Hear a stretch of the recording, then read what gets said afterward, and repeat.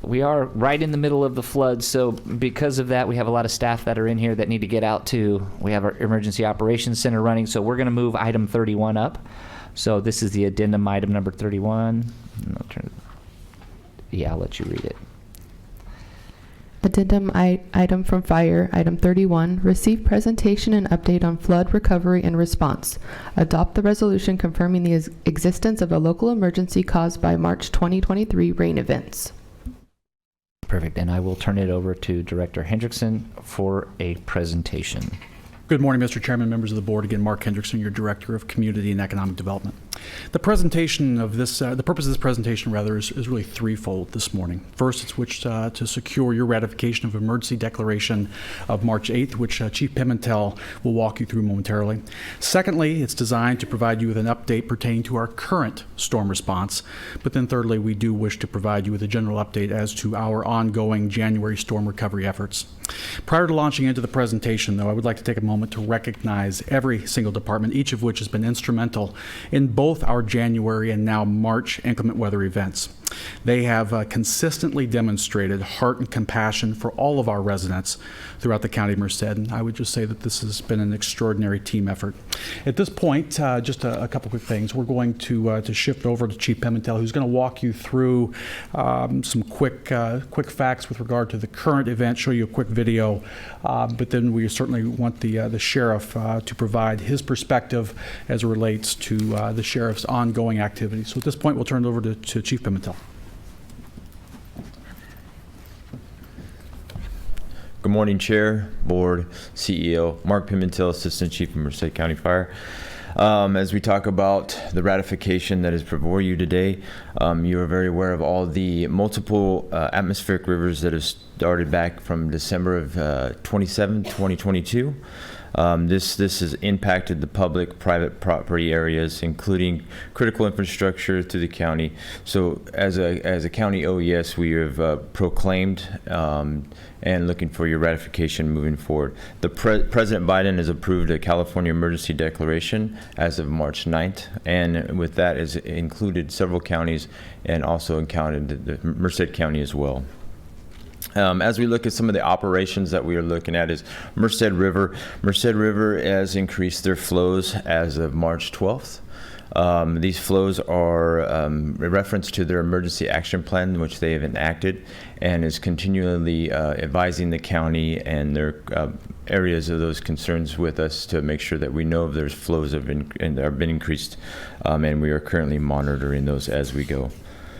If you look towards Mariposa Creek, these are another area of concern that we're monitoring daily.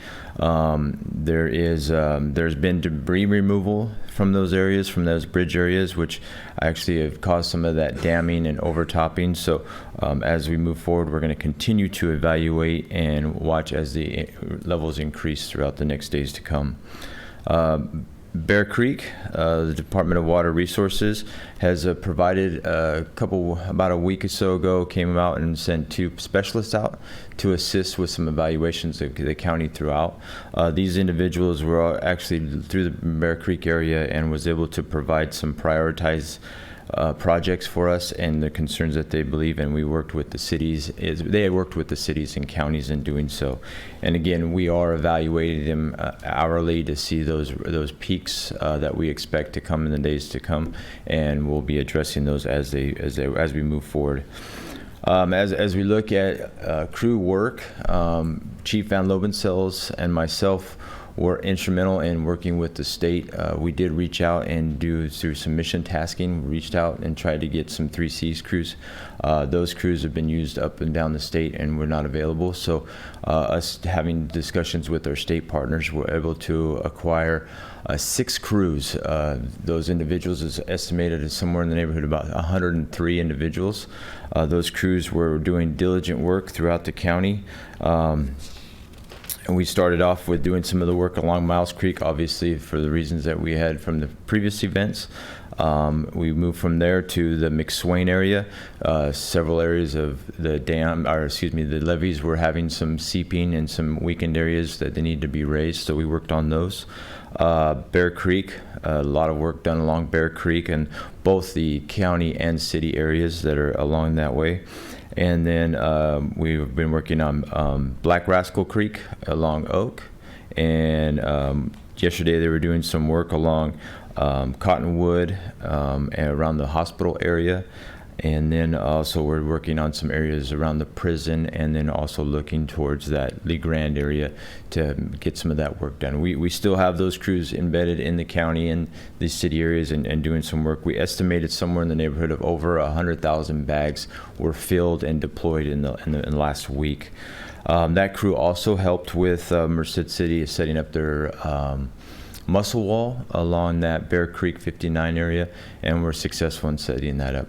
As we move forward, though, we definitely are keeping abreast of all the increases throughout our waterways, and we'll keep advising yourselves and the county as we move forward. And I'll go ahead from that point, go ahead and turn it over to the sheriff.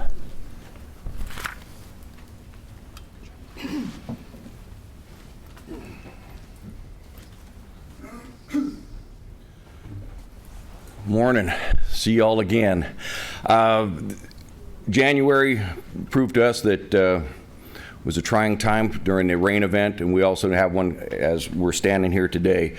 Just to keep you updated on what the Sheriff's Office has been involved with and providing, we've been daily air support, taking different personnel up to see firsthand what the devastation has been like in the high waters.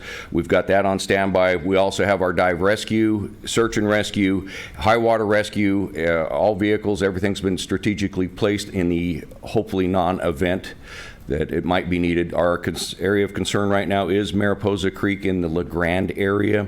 Don't know where that water's going to go. If the Army Corps of Engineers prediction comes to fruition, it's going to be more water coming down that creek than it is in the Merced River, so we don't know what's going to happen. Fortunately, the debris has been removed because I was very fearful of the bridge under or over Fresno Road. So our agency has had personnel on standby. We've had, at a moment's notice, we've got shifts overlapping, so at any moment we could have anywhere from 20 to 30 deputies on the street within 30 minutes.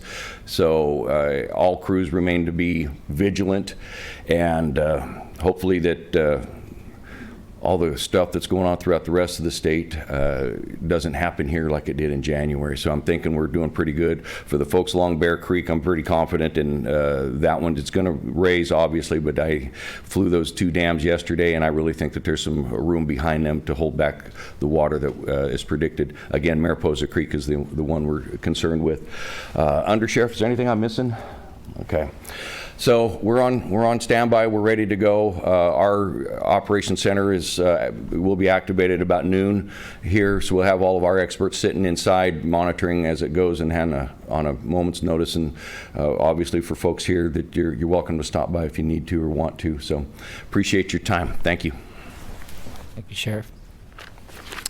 Thank you, Sheriff. I think at this point we're going to play just a very short video, and this was taken yesterday. I want to give the sheriff credit for giving me the opportunity to fly. This is at the confluence of the San Joaquin and Merced rivers, really on the Stanislaus-Merced County border. Again, as you can well see, it's a significant amount of water in that area. I do want to take an additional one step back as well with regard to the sandbags that the chief spoke to. Do certainly want to recognize the legislative efforts of several folks who helped this county secure hundreds of thousands of additional sandbags. That includes Senator Caballero, Senator Alvarado Gil, Assemblymember Soria, and Assemblymember Alanis. So again, please, when you do see them, give them a high five. And all those sandbags are going to be utilized to protect critical public infrastructure and the public at large. So again, thanks to them for their efforts. Regarding our mass care and shelter operation for the current event, we can go back one slide if we can. One more. One more. There we go. Thank you. With regard to our current mass care and shelter operation, our team has successfully stood up 5 shelters literally in a matter of hours. These shelters currently include the Merced County Fairgrounds, the Christian Life Center here in Merced, the Atwater Community Center, the Algoman Community Center in Gustine, and the Los Banos Community Center as well. In this current event, our peak shelter count at one point was 41. That number's come down considerably over the course of the past several days, but in that regard, most have been housed at the county fairgrounds. Do want to again extend a special thanks to each of our city partners, Atwater, Gustine, and Los Banos, each of which have helped us establish shelters in their respective communities, and also certainly would like to give special recognition to the county fairgrounds and Christian Life Center for opening their doors in our community's moment of need. As a part of establishing each of these shelters, considerable coordination was undertaken to help provide transportation should it become necessary. Collaboration with the Merced County Association of Governments, the bus has been simple and swift, so we certainly want to recognize them as well. Now we're going to turn over to our Assistant Public Works Director, Brian Bain, who's going to provide you with an update from our Public Works Department. Before we get there, though, let's do a quick little transition, and this is just kind of going back a little bit. This was taken in our community of McSwain back in January. So again, as we're going to run this video for just a handful of seconds, each of you, but I wanted the public to also see just how significant of an undertaking that our team has been dealing with for a few months now, but this was taken during the month of January. But that being said, we'll go ahead and turn it over to our Assistant Public Works Director, who will provide you with an update. Good morning, Mr. Chair, members of the board. Thank you for the opportunity to be here today. Since the last storm, Public Works has been very busy with both cleanup and preparation for cleanup from the last effort and last storm, preparation for the next one. Our contract with Ceres Environmental at this point has cleared almost 3,000 cubic yards of flood debris from the communities to go along with over 4,000 cubic yards collected when we had dumpsters in place in the impacted areas. We've been very busy doing creek repair and maintenance along every creek in the county, with a special attention being paid to Miles Creek, Bear Creek, Black Rascal, and the others, Quinto and Garza Creeks, where we had issues in the past. I'd like to thank all of the CDC crews that were here over the last week or so. Our number of sandbags being placed between the city and county now is nearing 200,000. Not just the 100,000. We have had both city and county public works crews leading and engineers leading these crews, and with special attention being placed to the areas that were impacted by the last storm. For example, the Bear Creek, Northwest Bear Creek area, we've got sandbags going from Highway 59 all the way to R Street. It's a significant stretch of road to help those that were impacted.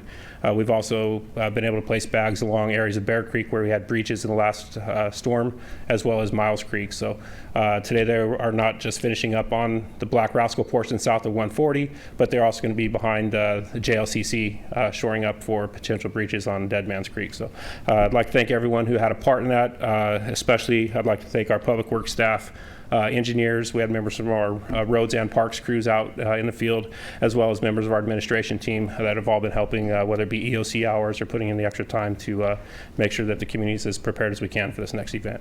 So, thank you. Just a couple quick points here as well. I do want to certainly acknowledge this board.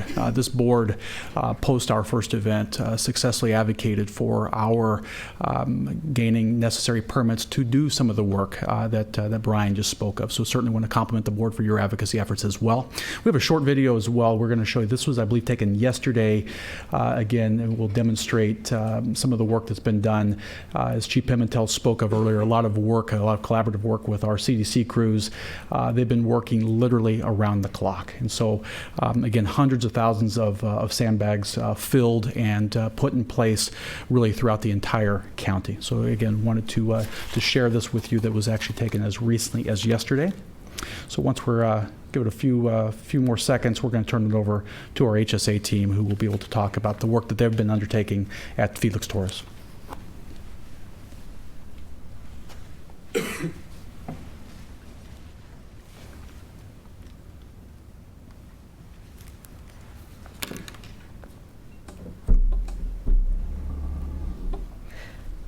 Good morning, Chair and Board of Supervisors and CEO. Felisa Gray for HSA, Deputy Director, Mass Care and Shelter Coordinator. We have been working on the recovery efforts since January, and since mid-January, we have been the social supports of recovery and been working with the residents that are temporarily housed at the migrant housing, which included one-on-one interviews to help them establish their plan of what their housing plans and housing needs would be. I'm very grateful. This was a multi-agency collaboration with our housing authority, HCD, Cal OES, our community partners and community residents that were assisting in this effort. Catholic Charities has also played a huge role in being the disaster case managers. So of the 45 households that were temporarily housed at this facility, 27 of the families were able to identify their own housing plan, which was either returning to their own homes or being able to stay with families and friends. 18 of those households did need short-term or long-term housing in the interim while their homes were either being continued to repair or they were just in new need of permanent housing. Yesterday, we successfully moved 10 families to additional housing units on the Felix Torres, a different location. These are different housing than the original 58 units that these households were part of. These are more long-term housing units that will be able to sustain them while they're there temporarily, able to fix up their current home that they're waiting on. And I know that there's been a lot of collaboration with the landlords, if some of them were rentals as well, as far as helping them maintain that rental prior to the flood. Other supports that we have given, Merced County has submitted a request for direct housing assistance with Cal OES. This is for our January event. Direct housing assistance is available when we can show and demonstrate that there's a lack of housing availability in our county due to the impacts of the January flood. Cal OES is currently working on this letter to submit with our report that we had been able to provide. This is something that is long-term and that it could take 6 to 12 months before being able to establish. And this is direct housing such as, I guess, the FEMA trailers that people are used to seeing. So that is something that can take a long time. Catholic Charities is going to continue to do disaster case management for the families.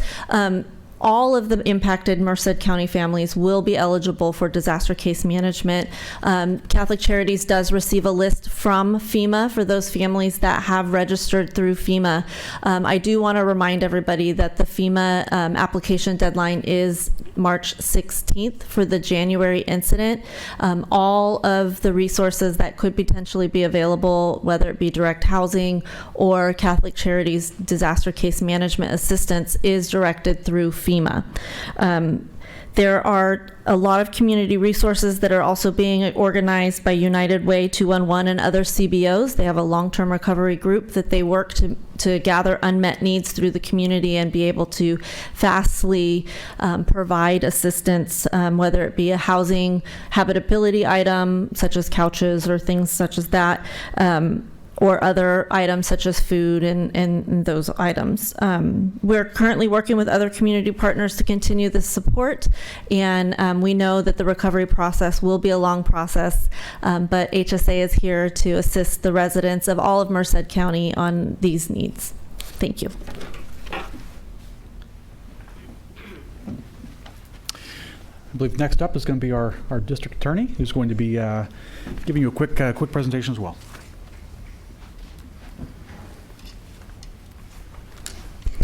Good morning, Mr. Chairman and members of the board. My name is Nicole Silvera. I'm the district attorney here in Merced County. I come before you today to let you know about some of the efforts that we have been making in the community to educate those affected on their rights insofar as renters.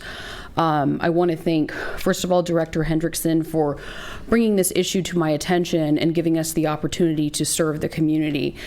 It was brought to our attention that during this natural disaster, it's sort of an unknown territory for people who are renting and landlords as well as to who is responsible for the damage that occurs to properties. And so basic rule of thumb that we have is that the tenant is not responsible for the damage to the dwelling, but they are responsible for the damage to their personal property. you could really, it's really fact specific, once you go from there as to different scenarios and how things happen. So we put together a bullet point. It's about 2.5 pages of kind of the most common scenarios that we posted on our website for people to understand as to what their rights are and how they can go about seeking relief. We have links to the court's self-help page, as well as our office for filing reports if they believe that they've been wronged in any way. We will be going out to Planada on March 29th to do a question and answer with the community. We were scheduled for tomorrow, but given the weather, we have rescheduled that for 2 weeks out. I did reach out to residents of the McSwain area personally to ask them if this would be a need, but they didn't think that it was as much of a concern in that area. So that's why we have focused our efforts on Planada. And I'm also being told that there might be a need in the city of Merced to spread this information as well. So we're going to look into scheduling a question and answer for the city residents as well. Thank you. Madam DA, I think we have a question for you from Supervisor McDaniel. Actually, it's not for the DA. It was for somebody else. I was going to wait to the end. Oh, I'm sorry. I just looked over there. Sorry about that.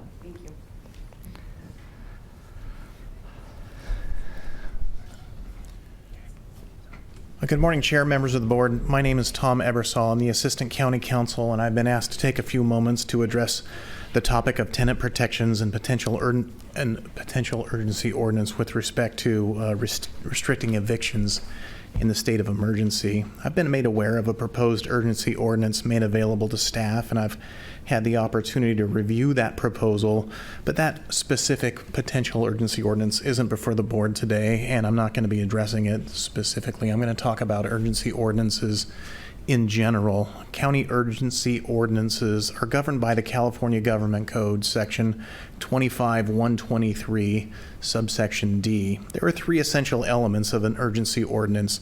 They are: 1, they have to address the immediate preservation of public peace, health, or safety. 2, that the ordinance itself declare a valid, persuasive constitutional facts that constitutes the emergency. And 3, that the ordinance would be passed by 4/5 vote of the Board of Supervisors.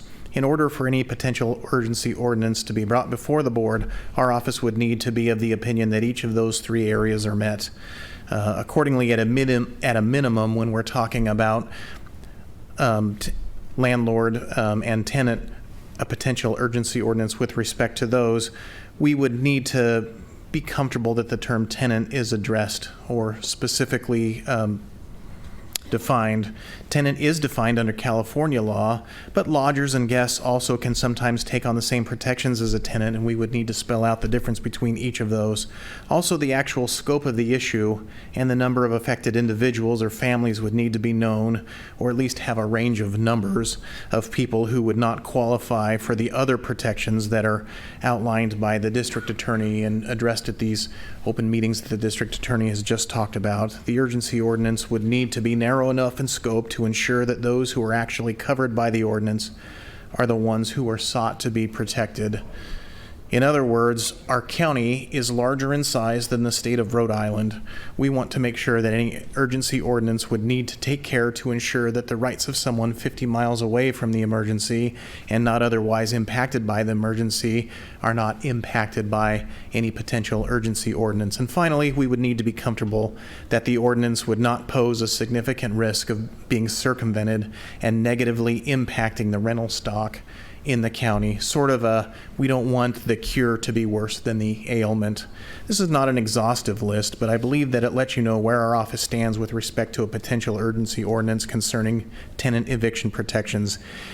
Given that we are at this time not sure of how many people we would be addressing with this potential urgency ordinance, we have heard a range of number of fewer than 10 and a number that goes north of that, but we have no idea what that number is. And given the other things that I've mentioned before, I don't see this as a situation where our office is in a position to recommend passing an urgency ordinance at this time. Thank you. So, Mr. Chairman, as we wrap up our presentation, we'd like to remind and or inform the public that we do have multiple ways that the that the public can certainly access information. One thing I'm very hopeful that this board recognizes and the public recognizes, the sheriff, our CEO, our chief, we all have a razor-sharp focus on doing what we can do to ensure that the public has adequate access to information. In that regard, we certainly encourage folks, if they haven't done so already, to text MCFLOODS to 888-777. Do want to remind everyone that our Human Services Agency has had an active call center for quite some time. They can, between the hours of 8 a.m. through 7 p.m., feel free to call 209-385-7563. Again, to date, calls have been coming in of range from sandbag locations to just general flood information, so would certainly encourage folks to call that number should they have questions. Our county website has just a plethora of information, so certainly would encourage folks to visit our website. And then lastly, for those who have not, got on our perimeter platform, this is an innovative platform that we implemented in early January that provides up-to-the-minute information with regard to everything from shelter locations to sandbag locations and everything in between.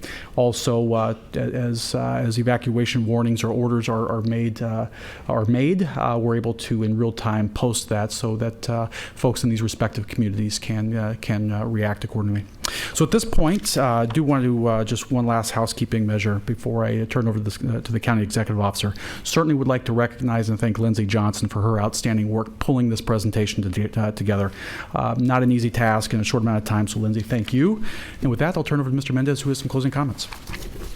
CEO Mendez. Okay, thank you, Director Hendrickson. I did want to also take some time to just thank the staff that was here to provide this important information to the board and to the community. Obviously, Sheriff Warnke, our district attorney, our chief, Pimentel, and others. Obviously, this has been an all-hands-on-deck response from your county team, which I'm really proud of. So just to remind the board and the community, the item that's before you this morning is a recommendation that you adopt the resolution confirming the local emergency that was declared by our Deputy Director of Emergency Services back on March 8th. Your staff felt it was also appropriate at that time to provide kind of an update on not only the effort that was underway with recovery and remediation, but also the more recent preparation for obviously the event that's upon us, the Atmospheric River event. And so we thought it was a good opportunity to share some information with both you and the community. Your team has continued to work cooperatively, as seen by the presentation, with all our partner agencies, cities, irrigation districts, nonprofits. The list is many, and we do also want to thank those partners for their participation, their engagement, from day one, and it's been something that's improved over time over the course of the last 3 months. So going forward, we'll continue to stay poised and coordinate, communicate often, and just learn from our experience. You can rest assured that your county team, and when I say county, it's Merced County, is all working together cooperatively to address issues that we're either observing as we're monitoring the different conditions, or that we're hearing about from residents. That piece is very important. We recognize that the residents play a very important role in our response, and so I appreciate the folks that were here this morning to share some of their concerns, some of their issues, some of their experiences. Please know that we have taken note and we will respond accordingly. At this point, again, just want to thank everybody that came together this morning. We expect the next few days to be obviously something that we're going to be focused on just seeing what the weather brings. So I know a lot of the folks that are here will be out in the field here shortly later this morning, this afternoon. But certainly felt it was appropriate to have some information that we shared as part of this item. At this point, we're available to answer any questions that the board may have. And I'll turn it over to you, Mr. Chair. Thank you, Mr. Mendez. We will go to first in the queue is Supervisor McDaniel. Thank you, Mr. Chair. I did. I had a question right at the beginning. First of all, thank you very much. This was a very good presentation. I wish there was more folks here that could see what the county has done. In fact, I've had some of my concerned folks that I've given a tour at the EOC when it was very low key, but they were completely impressed, thinking that we weren't doing anything.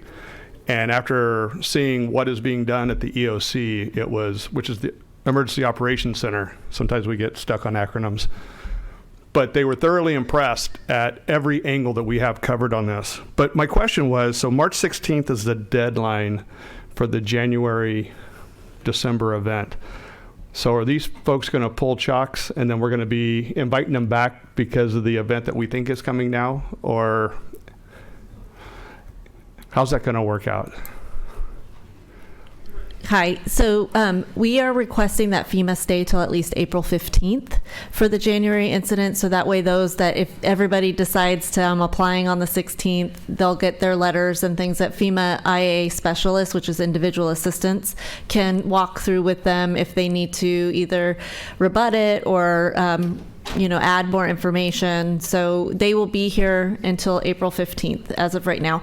I do want to mention that because of the inclement weather, we did have the Planada Community Center closed down because it was an outside location. So they will be closed down until the weather gets a little bit more stable. But so for the next 2 days, they'll be closed in Planada.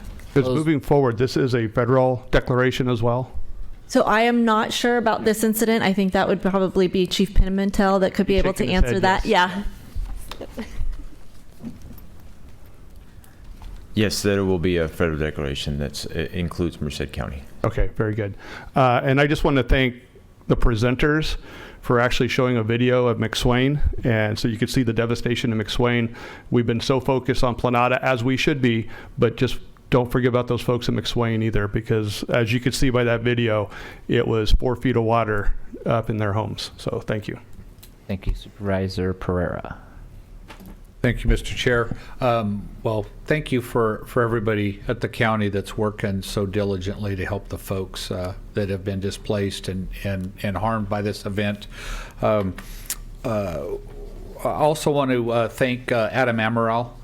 He's not here, but he's, I guess, at Castle working, and he just really has helped keep me up to date on what's going on as well as everybody else. And so I wanted to share that. And then thank you to our district attorney. I think being proactive and going out and kind of unofficially giving people, I don't know if it's unofficial legal advice, but at least letting them know what their rights are. Who knows, right? You talk to one person, you hear one thing, another, so kudos to you for taking the time to do that. Hopefully, it doesn't take 2 weeks for the weather to clear and you get to Planada again, but, if that's what it is, that's what it is. I wanted to share in the Snelling area, we've been talking, and so I learned over the weekend, or confirmed what I believed, is that at about 10,000 CSF in the Merced River, the community of Snelling floods. And so as we have these crews here, I don't know how long they're going to be here or not be here, but maybe if any indication from Army Corps or from Merced Irrigation District that the river's going to go over that 7,300 or CSF mark that we're talking about, that we are preemptive in that area. And thank you to Public Works. They're actually out in Snelling along the river, I believe as we speak, doing some mitigation to prevent flooding, so thank you. And then the last item is the clip of this presentation. Can we get that specifically get cut out and then made an additional post so that we could share that with people versus saying go watch the meeting, because our meeting can be kind of long. All right, thank you. Thank you, Supervisor Pereira. Supervisor Pedrosa. Thank you. I also want to thank staff for their continuous hard work in dealing with this. I know it was something that nobody was prepared for, and I think this has provided us valuable lessons moving forward. My question, I think it was kind of answered, but I want to ask Chief Pimentel to clarify, with the president extending, or there's a new proclamation from March 10th, right? So, and we're a part of that, correct? Yes, sir. So so FEMA isn't, I guess I'm confused. If FEMA's only here till the 15th, that's for the January incident. Yes, these are going to be two different incidents. That's why we are proclaiming again the incidents that we're dealing with currently right now. Okay, thank you. And then to the the issues that were brought up in regards to Bear Creek, I do believe that, and to Supervisor McDaniel's point in regards to, making sure that we showed that McSwain area, we can't forget about the Merced County areas that are in the city of Merced. And I think that a lot of times that happens. Because when you're in Merced, you just think you're in the city, and there's a fine line where it's at. And so I've been in contact with our city manager, our CEO this morning, in regards to and city manager of Merced, in regards to getting together after stuff settles down a little bit, so we can come up with and address your concerns. Because I understand what you're saying, and I really do. I truly really feel for you. I don't think anybody should have to go through that stuff, and unfortunately, that happened. And so, I wish I could apologize for Mother Nature, and I just can't. And I understand what you're saying, that we need to be more proactive, and I really think that that's something that we were going to work on moving forward. But when all this stuff just happened, and then one after the other, and I hate to make excuses, but I think we're learning a lot, so that if it does happen again, we'll be able to mitigate it quicker. But I have your contact information. If you want to pick up my contact information, I have my cards that are just right there in the front office, or someone can give it to you, or if you want to wait till after the meeting, I can give it to you myself. But I will be in contact. Thank you, Supervisor Pedroso. Supervisor Espinoza. Thank you, Mr. Chair. Get you one more time. There we go. Okay. Well, I just want to address everybody. I think this was a great presentation addressing all the issues that we've incurred in the county, especially the Felix Torres. Thank you, Felicia, and all. I just say for supporting those affected there at the migrant camp. I know it's just a team effort along with the state representatives, NHCD, and HSA with support of trying to accommodate the disaster victims. And I know that Olivia's here too. She's been very supportive on with the community of Planada and getting the concerns addressed with all the residents there. Last week was the last meeting was very hard for some residents to come here, and I know that as a board we took, like I said, a lot of brunt from the community. But I think that it's just anywhere it can happen in our county, and now it's happening around in other counties in California that just got devastated as well, just like us. So our heart goes out to them as well. I just want to publicly thank all our public safety crews, CAL FIRE, OES team, and the CDC, CAL FIRE for bringing the CDC team that's been so helpful all around the county. Like I said, especially in my district, that like I said, it was devastated in the Planada area. Now we got to watch out for LeGrand and now the east side of the county as well. I think every district needs to be, like I said, we just have we're going to have so much work for, continued work for all our crews and the staff. So I just want to appreciate all our staff, including administration, from doing a great job out there. So it's not easy, And of course, like I said, we, as board, we have to reach out and constantly, like I said, try to get the best for our districts, but at the same time we gotta work together. So thank you again for all our staff with all the support behind the scenes. We really appreciate it. This is not the way we wanted to end other disaster, which was the drought. Groundwater recharge was needed, but like I said, it just it's taking another disaster to fix that one. So like I said, our heart is out with everybody, with those affected, because it's like I said, people are living it, and like I said, hopefully it's not worse. Thank you. Thank you, Supervisor Espinoza. A couple things, I complimented the sheriff the other day. I saw one of his social media posts. And what he talked about is we're not out of the woodwork. We're not out of the woods yet. There's the potential where everybody's looking at forecast models, things that could happen. We're trying to best prepare as possible, but it's remain vigilant, because you just heard some residents come up and speak earlier. It was 2 a.m. when all of a sudden holy heck broke loose and water starts running in their house. There's still the potential that that could happen. And we're doing everything we can. I mean, there's a comment made earlier where Merced County is bigger than the state of Rhode Island. And so for our residents, you might not see everybody that's out doing the work, but some of the pictures that they shared in that presentation show you the massive amount of work that's going on to prepare for these floods, trying to deal with the aftermath of the previous floods. And oh, by the way, we still have a county to run that's got 2,500 plus employees and can't even name the number of programs, the amount of programs that are going on. So I give our staff right now just an A for effort on really trying to juggle everyday work plus crisis work. So kudos to you. Incident numbers, it's a fire department thing. It's everything gets tracked to an incident number, and so the previous floods were one incident number. This series of storms is a new incident number, and it's so important for us. And I want all our staff to hear this, and the community members to hear this, to track all this information as these declarations are declared, and when we are trying to go to get reimbursement from state and federal partners. We have to have every I dotted, every T crossed in order to make sure that we're maximizing that return. It's all our money. It's taxpayer money.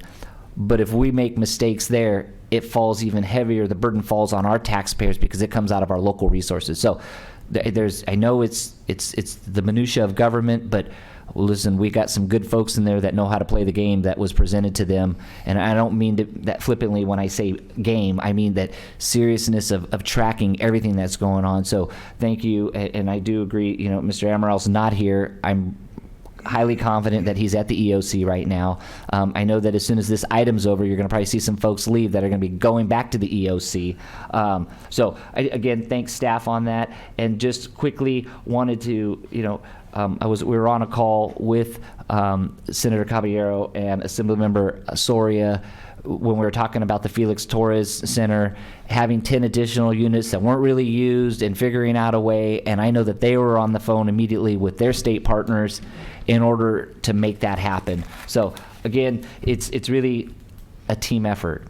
Everybody, down to everybody that was part of the presentation. Thank you for that. I think that it was solid, and I do agree with my colleague from District 4 that we need to be able to make that into its own little social media post, because I want to share that across my social media platforms, and I'm guessing my colleagues want to be able to do that too, just to give people information, because I think right now the more information you have, the better off that we're going to be. So I do have Supervisor Espinoza. I also personally want to thank DA Nicole Rivera for addressing the issue. I know on landlords and tenants' rights, and you'll get a lot of questions, and not just for Planada, but I'm pretty sure it'll happen around the county. Thank you very much.